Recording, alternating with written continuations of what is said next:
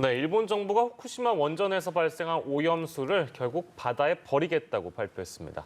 2년 뒤에 이걸 시작을 해서 30년 동안 120만 톤이 넘습니다. 네, 박진영의 출근길 인터뷰 오늘은 국제통상 전문 송기호 변호사를 만나 일본의 이번 결정에 대한 배경과 우리의 대책 짚어봅니다. 현장에 나가 있는 박진영 기자 나와주시죠. 네, 박진영의 출근길 인터뷰 오늘은 송기호 변호사와 이야기 나눠봅니다.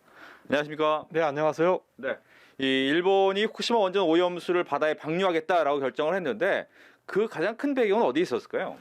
일본이 검토한 여러 방법 중에 지금 이 해양 방출이 일본 입장에서 가장 저렴하고 또 일본에게 피해를 적게 남기는 방식이거든요. 결국은 이웃의 피해를 전가하는 그런 무책임한 결정을 한 것이죠. 또한 도쿄올림픽을 100일 앞두고 마치 후쿠시마 대지진으로 인한 그런 문제들을 다 일본이 극복한 것처럼 그런 것을 보여주는 결국은 무책임하고 좀 정치적인 결정이라고 볼 수 있습니다. 네.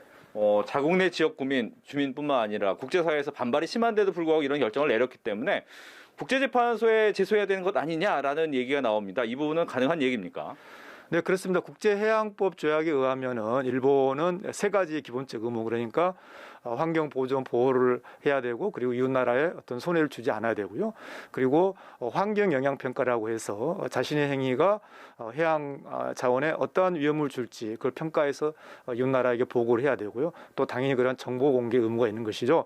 근데 지금까지 일본이 이러한 기본적인 의무를 제대로 이행하지 않고 있거든요. 일본이 이제 앞으로 2년 동안 이런 기초 설비, 그러니까 다액종 제거 설비를 만들어서 그런 걸 하겠다고 하는데 그 과정에서 일본이 그런 기본적 국제법적 의무를 이행하지 않은 상황에서는 국제해양법재판소에 제소를 해서 그것을 사전에 방출을 중단시킬 수 있습니다. 네.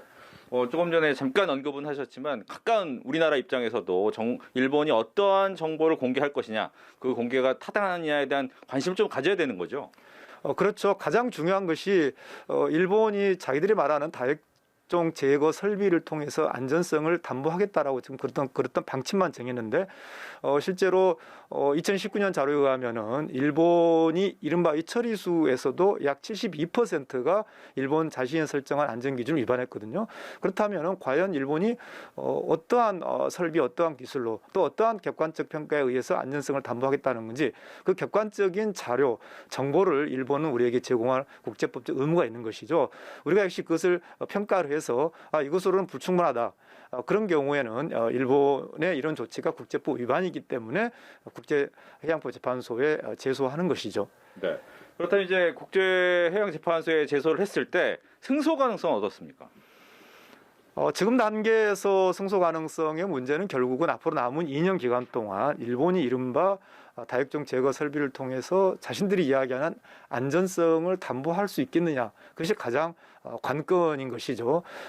기본적으로 이 안전성을 입증하고 담보할 책임이 일본에 있는 것이고요. 그래서 우리는 이제 어제 기본 방침이 결정된 상황이기 때문에 더 적극적으로 일본으로 하여금 당신들이 정한 그런 기본 방침의 과학적 근거가 무엇인지, 정말로 그 설비를 통해서 나온 오염수가 해양 자원에 해가 없는 것인지 그 근거가 무엇인지를 일본에게 더 강력히 정보를 요구를 해야 되는 그런 상황인 것입니다. 네. 결과적으로는 일본의 어떻게 보면 자발적인 도움이 가장 절실한 부분인데 그것이 되지 않아서 제소까지 간다. 또 재판 기간까지 생각한다면 상당히 길어질 수밖에 없기 때문에 이 부분을 어떻게 하면 좀 잘 해결할 수 있는지 압박 방법은 또 어떤 게 있을까요?